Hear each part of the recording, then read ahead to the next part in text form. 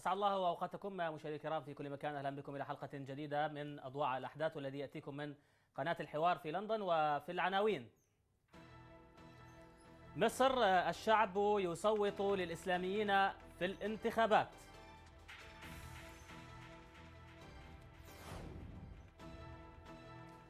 وفي الجزائر، هل يصل الإسلاميون للسلطة كما وصلها جيرانهم؟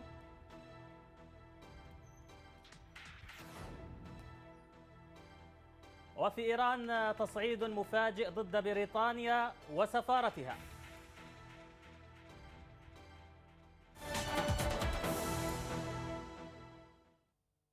قال المستشار يسري عبد الكريم نائب رئيس اللجنة القضائية العليا للانتخابات في مصر إن النتائج الرسمية للمرحلة الأولى من انتخابات مجلس الشعب المصري ستعلن يوم غد الخميس. وأوضح عبد الكريم أن تأخير إعلان النتائج إلى الخميس راجع لعدم وصول 3 حقائب دبلوماسية بها أصوات المصريين في الكويت والإمارات والسعودية. وأضاف أن القضاء المشرفين على الانتخابات لن يتمكنوا من الانتهاء من عمليات الفرز نظرا للإقبال الشديد من الناخبين. وتظهر المؤشرات الأولية لعمليات الفرز تقدم حزب الحرية والعدالة المنبثق عن جماعة الإخوان المسلمين وحزب النور السلفي وقائمة الكتلة المصرية التي تضم ليبراليين ويساريين. مزيد من التفاصيل في هذا التقرير. أصبح في حكم المؤكد أن المصريين صوتوا لصالح التيار الإسلامي. الإسلاميون الذين لطالما طاردهم نظام الرئيس المخلوع حسني مبارك وأودعهم السجون، ليرد لهم الناخب المصري اليوم شيئا من الجميل وجزاء لهم على صبرهم. الله أكبر ولله الحمد. الله أكبر ولله الحمد. الله أكبر ولله الحمد. إذن يتجه الإسلاميون في مصر إلى السلطة، يسيرون بخطى ثابتة ومن ورائهم صناديق الاقتراع. هذه الصناديق التي خلت لأول مرة من التزوير العلني والبلطجة وبدت نظيفة من فبركات الحزب الوطني.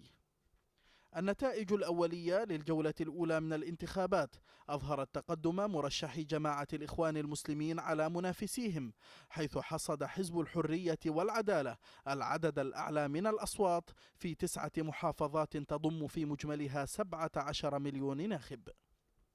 لكن المفاجأة الأهم في نتائج الجولة الأولى أن التيار السلفي ممثلا بحزب النور احتل المركز الثاني مباشرة بعد الإخوان، ليكون هذا أول صعود سياسي للسلفيين في مصر والذين كانوا يقاطعون الانتخابات طوال السنوات 30 الماضية.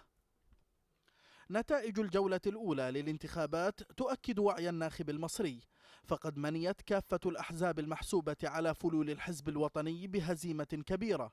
أما أحزاب اليسار والتيارات القومية فحلت في مرتبة متأخرة بعد جماعة الإخوان والتيار السلفي. التعليق على هذا الموضوع أرحب بضيفي هنا في الاستوديو الأستاذ جمال الدين طالب الكاتب والصحفي. مرحبا بك أستاذ جمال. اسمح لي قبل ذلك أن نقف على آخر تطورات في الميدان هناك مع الأستاذ قطب العربي الصحفي المصري. أستاذ قطب، يعني بداية لو تضعنا في صورة، هل ثمة مؤشرات جديدة على النتائج الانتخابات؟ لا، هي نفس المؤشرات التي ظهرت من البداية. هي المؤشرات الحالية تؤكد النتائج الأولية، وهي تقدم حزب الحرية والعدالة الجناح السياسي للإخوان المسلمين بنسبة كبيرة تفصله بين أقرب يعني المنافسين له، سواء كان الكتلة المصرية أو حزب النور السلفي. العمليات الفرز بالمناسبة لا تزال مستمرة في بعض الأماكن حتى الآن، يعني تأجيل الانتخابات إعلان النتيجة حتى يوم غد ليس فقط لعدم ورود نتائج بعض الجاليات المصرية في الخارج، ولكن لأنه هناك أيضا دوائر، يعني الدائرة الأولى في القاهرة وهي تعتبر أكبر دائرة كانت قد ألغيت نتيجة الانتخابات بها بسبب حالة فوضى عامة اللجنة. طيب أستاذ قطب، يبدو فقدنا الأستاذ قطب العربي، سنعود إليك لاحقا. أستاذ قطب، أستاذ جمال مرحبا بك. بداية، أنت راقبت العملية الانتخابية في مصر وأول انتخابات يعني ديمقراطية بعد سقوط النظام المخلوع. كيف نظرت إلى نتائج الأولية لهذه الانتخابات؟ يعني نتائج متوقعة جدا، بالعكس ربما لو أتيح للإخوان المسلمين أن يشاركوا في انتخابات من قبل سنوات قبل عقود لفازوا بالانتخابات. لو كانت انتخابات حرة حقيقية في مصر يعني ليس مفاجئا جدا. يعني لاحظنا فوز الإسلاميين الإخوان المسلمين في النهضة في تونس، ممثلين في حركة النهضة في تونس، حزب العدالة والتنمية في إخوان المسلمين أيضا في المغرب. ربما تاريخيا كان المفروض أن يفوز الإخوان المسلمين ليس في تونس وليس في المغرب إنما في مصر. طيب. مصر هي طبعا منشئ الحركة والتنظير الإخواني بدأ أيضا. طيب يعني بداية يعني خاصة الآن في مصر، يعني هذه النتائج اللي تظهر تقدم الحرية والعدالة والإخوان المسلمين، كيف ينظر لها يعني الغرب اليوم بعد أنه يعني ثبت أنه في تقدم للإسلاميين داخل مصر؟ لا ربما حتى الغرب بعتقد هو نفسه يعني أصبحت له قناعة وتسليم بأنه لا يمكن ربما الاستمرار في سياسة عقيمة، سياسة التخويف الإسلاميين، وربما حتى بحسابات الربح والخسارة، بحسابات ربما البراغماتية، من الأفضل أن يكون مثلا أن يحاور أو أن يجد الغرب في الإخوان المسلمين محاورا بدلا من تيار مثل التيار السلفي مثلا، ربما بحسابات براغماتية يعني. طيب صراحة هل يعني بعد أو تيار أكثر تشددا يعني. هم كانوا يقولوا القاعدة مثلا مع الإخوان، فالقاعدة موجودة، تعاملوش مع الإخوان السلفيين قادمون. في أيضا يعني بدأنا الحديث عن الموضوع الإسلامي، في تحول لبعض يعني أو ظهور لبعض الأحزاب أو يعني الإسلامية الأخرى مثلا السلفيين في مصر أيضا تقدموا. هذه يعني ربما المفاجأة، مع أن البعض ربما لا يرى مفاجأة، مع أنه هناك ربما كان هناك حتى من يرى من المصريين أن هناك تشجيع لظهور التيار السلفي. دعنا ربما نضع المشاهد في الصورة، يعني أنه التيار السلفي حتى قبل الأقطاب والتفكير السلفي من المدرسة السلفية المصرية، وربما ينطبق الأمر في عموم العالم العربي، من الذين لا يدعون إلى الخروج على الحاكم يعني. هذه السلفية كما تسمى السلفية العلمية، دعنا نضع جانبا السلفية الجهادية التي لها ربما شق آخر من النقاش، بينما السلفية التي تسمي نفسها سلفية العلمية هذو كانوا ينأوا بنفسهم عن المشاركة في العملية السياسية، كانوا ضد حتى الخروج المظاهرات ضد إسقاط مبارك يعني. صراحة قالوها بعد الاختيارات، بعد القادة في الزعماء مشاهير التيار السلفي في مصر كانوا يقولونها صراحة بأنه لا يجب الخروج من المظاهرات، حرام، ولا يجب الخروج عن الحاكم. شو سر التحول اليوم؟ حزب النور أيضا يتقدم الصفوف بعد حزب الحرية والعدالة. هذه ربما المفاجأة التي قد تخلط الحسابات، قد ربما قد تفسد بين قوسين، مع أنه هناك من يرى بأنه صعود تيار السلفي في مصلحة أو خبر سعيد يسعد المجلس العسكري في مصر. هناك من أقوال أو أقاويل أو دعنا نقول تسريبات تقول بأنه حتى هناك اتصالات أو تنسيق بين المجلس العسكري والتيار السلفي في مصر يعني. طيب دعنا أستاذ جمال أيضا معنا عبر الهاتف من القاهرة الدكتور محمد البلتاجي القيادي في حركة الإخوان المسلمين. دكتور بلتاجي، يبدو أن الحرية والعدالة يتصدر حسب المؤشرات الأولية، هل ثمة نسبة يعني الآن واضحة تتوقعون أن تحصدوها؟ لا أسمع السؤال جيدا. دكتور بلتاجي تسمعني الآن؟ أيوة معك دكتور. الآن بات واضحا أن الحرية والعدالة يتصدر في النتائج الأولية، هل ثمة نسبة معينة تتوقعون أن تحصدوها في النتائج المرتقبة؟ يعني المؤشرات شبه النهائية للفرز في المحافظات التسعة التي جرت فيها الانتخابات في المرحلة الأولى أمس وأول أمس، يعني تشير إلى تقدم الحرية والعدالة للقوائم الحزبية في تقريبا كل الأماكن، يعني بنسبة فوز تتجاوز قليلا 40%. طيب دكتور، إلى أي مدى يعني بعد انتهاء هذه العملية أنتم راضون يعني كقوة سياسية عن أداء المجلس العسكري اللي أدار هذه الانتخابات؟ أريد أن أسمع السؤال جيدا، الصوت ضعيف عندي. طيب أعيد دكتور، أقول إلى أي مدى أنتم راضون عن أداء المجلس العسكري الذي أدار هذه الانتخابات خلال اليومين الماضيين يعني أفهم أن السؤال عن تقييم دور المجلس العسكري متعلق بالانتخابات وليس ما قبل الانتخابات. في الانتخابات نعم يعني إدارته للعملية الانتخابية.